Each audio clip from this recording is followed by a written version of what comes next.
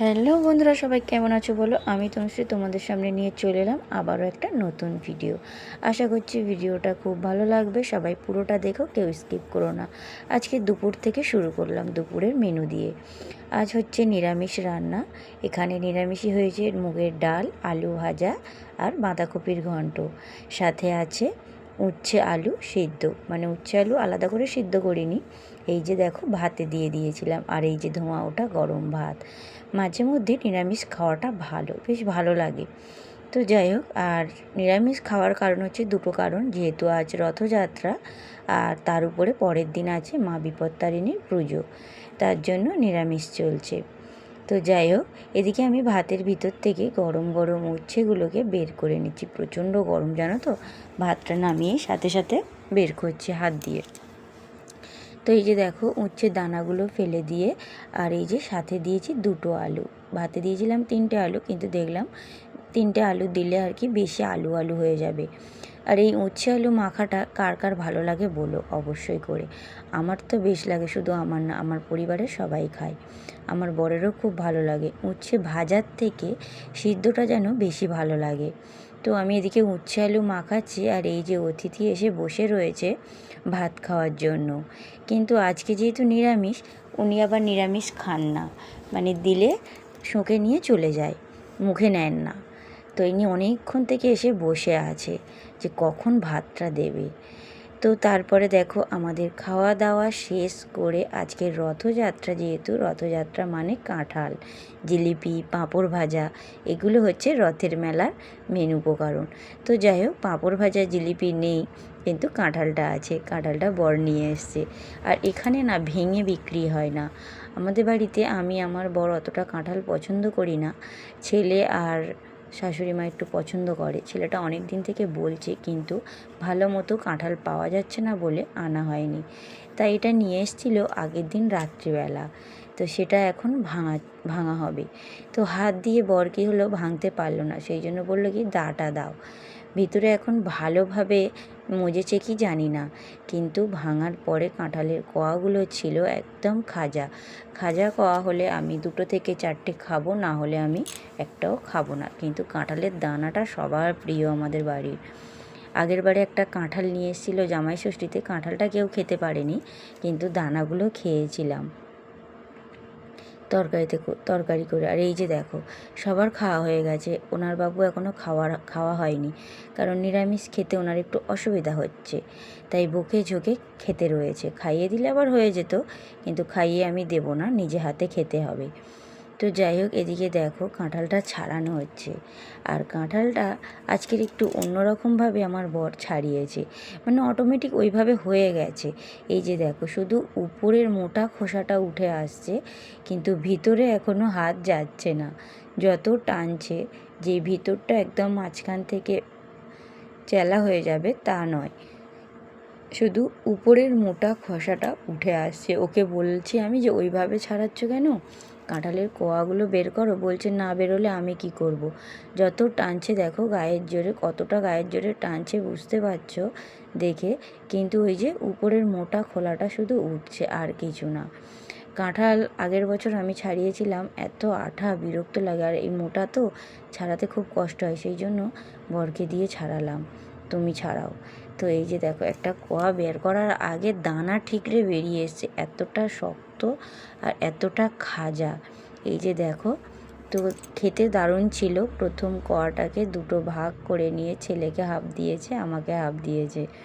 যেহেতু আগের বারের কাঁঠালটা আমাদের কারোরই খাওয়া হয়নি, একদম গলে গেছিলো। মানে নিয়ে এসেছিলো যেদিন, সেদিন কাঁচা ছিল বলে কয়েকদিন রাখতে একদম গলে গেছিলো। দেখো কটা একদম খাজা, এই যে একদম শক্ত মতো। তো যাই হোক, এখানে আর কয়েকটা ছাড়িয়ে নেওয়া হচ্ছে। বেশ বড় বড় মানে কাঁঠালের কোয়াগুলো বেশ বড় বড় ছিল, আর দানাগুলো একদম শুকনো, দানার ভিতরে গাছ বেরিয়ে গেছে। কাঁঠালের ভিতরেই দানার গাছ বেরিয়ে গেছে। এই যে দেখো হাফ বরাবর ছাড়িয়েছে, পুরোটা না।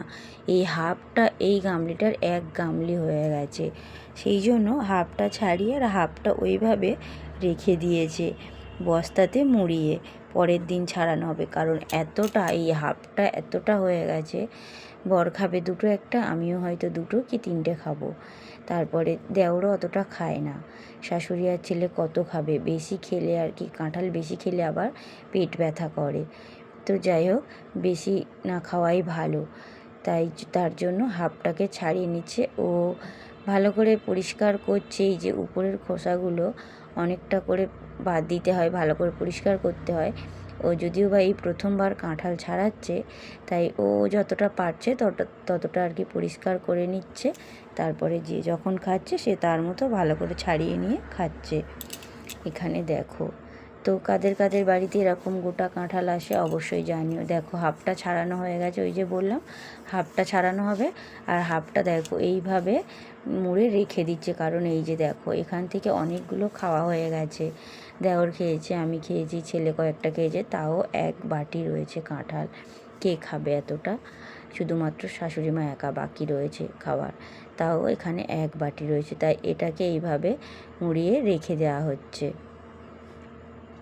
এর মধ্যে এখনও যা আছে এক বাটির বেশি হবে। এদিকে এই যে দেওর খাচ্ছে। আর তো যাই হোক, খাওয়া দাওয়া শেষ করে সন্ধ্যার মুখে চলে গেলাম রথের মেলা। বছরে একবার, সেই আগের বছর দেখেছি, আবার এই জগন্নাথ দেব আসছে মাসির বাড়ি, আমরা না দেখতে গেলে হয়? চলো সবাই মিলে চলে যায়। তাই তিনজনে গেট লাগিয়ে দিয়ে, গেটে তালা দিয়ে তিনজনে বেরিয়ে পড়লাম।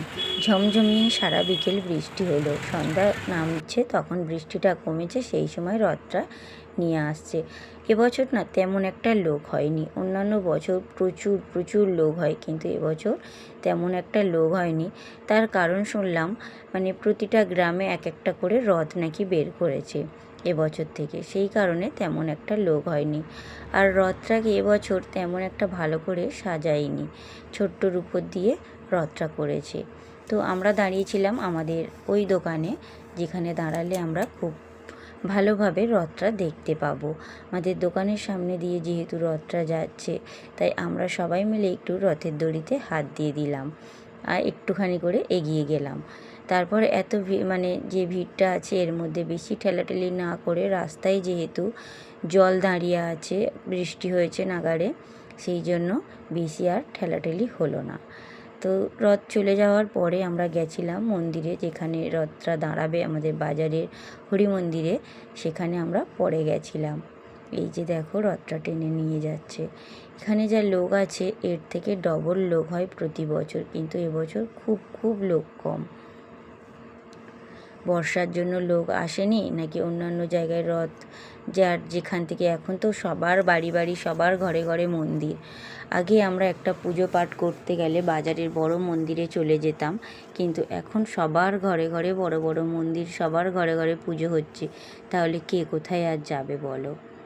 তো যাই হোক, তারপর আমরা সন্ধ্যায় চলে এলাম আমাদের হরি মন্দির, দুর্গা মন্দির। এখানে আছে বড় ঠাকুর, সবই রয়েছে এখানে, এটাই আমাদের বাজারের বড় মন্দির। ওই যে দেখো বাবা বড় ঠাকুর আছে, মা কালী, আর এই যে এখানে আছে রাধা গোবিন্দ, আর ওই সাইডে হয় দুর্গা পুজো। তো এই ছিল মন্দির। আমি বাইরে দাঁড়িয়েছিলাম, ভিতরে আর ঢুকিনি, প্রচণ্ড কাদা। আর ওই যে দেখো রথ দাঁড়িয়ে আছে। এখানে খিচুড়ি প্রসাদ দেওয়া হচ্ছিল। আর ওই যে ওখানে বাতাসা হরিলোট চলছে। আর ওই যে দেখো খিচুড়ি প্রসাদ দেওয়ার জন্য সবাই দাঁড়িয়ে রয়েছে। তারপরে বর চলে গেল খিচুড়ি প্রসাদ আনতে। এই যে দেখো আমাদের জন্য তিনজনের তিনটে খিচুড়ি প্রসাদ চলে এসেছে। আমি যদিও বা যাইনি, বর নিয়ে এসছে, তিনজনে তিনটে খিচুড়ি প্রসাদ খেয়ে নিলাম। আর এই যে এখানে দেখো জগন্নাথ দেব, সুভদ্রা আর বলভদ্রকে নামানো হচ্ছে তার মাসির বাড়ির উদ্দেশ্যে আর কি, রথ থেকে নামানো চলছে। এই যে মাসি মেশোরা, তারপরে মাসির ছেলের বৌমারা সবাই এসছে জগন্নাথ দেবকে নিয়ে যাওয়ার জন্য, কোলে করে নিয়ে যাবে। এই যে দেখো সবাই নিচ্ছে, এরা সব ওদের বাড়ির লোকেরা যেখানে যাবে আর কি। এখানে ওনারা ভক্তি ভরে নিয়ে যাচ্ছে জগন্নাথ দেবকে তাদের বাড়িতে। মাসির বাড়ি যাচ্ছে ঘুরতে জগন্নাথ দেব। আমার তো আর মাসি নেই, তাই আর মাসির বাড়ি যাওয়া হয় না। তো যাই হোক বন্ধুরা, কে কোথা থেকে ভিডিওটা দেখছো, তোমাদের কেমন কাটলো রথযাত্রা, তোমাদের ওখানে বৃষ্টি হয়েছে কি অবশ্যই জানিও। আমার তো রথযাত্রার দিনটা ভালোই কেটে গেল। দেখতে দেখতে আবার উল্টো রথও চলে আসবে, আবার জগন্নাথ দেব বাড়ি চলে যাবে। তো আবার আমাদের আরেকটা বছর অপেক্ষা করতে হবে এই দিনটার জন্য। তো এই একটা বছরে মানুষের জীবনে অনেক কিছু ঘটে যাবে, অনেক কিছু আসবে যাবে, অনেক কিছু হবে। তো যাই হোক বন্ধুরা, ভিডিওটা কে কোথা থেকে দেখছো অবশ্যই জানিও। ভালো লাগলে লাইক, কমেন্ট, শেয়ার ও সাবস্ক্রাইব করতে ভুলো না। নতুন বন্ধুরা অবশ্যই করে কিন্তু সাবস্ক্রাইব করে দিও। আর পুরনো বন্ধুরা লাইক কমেন্ট করো। সকল বন্ধুদেরকে অসংখ্য অসংখ্য ধন্যবাদ জানাই, অনেক অনেক ভালোবাসা জানাই। ভিডিওটা আমি এখানেই শেষ করব। সবাই সুস্থ থেকো, ভালো থেকো, পাশে থেকো। অবশ্যই করে কিন্তু জানিও তোমাদের রথযাত্রা কেমন কাটলো। তো এখানে দেখো মন্দিরের সামনে কিন্তু অনেক লোক দাঁড়িয়ে গেছে, অনেক লোক। একটা মানে আমাদের বাজারে এই যেহেতু একটাই বড় মন্দির, সেই কারণে যত পুজো পার্বণ যা হয় সব কিছু এই মন্দিরের উপর দিয়েই হয়।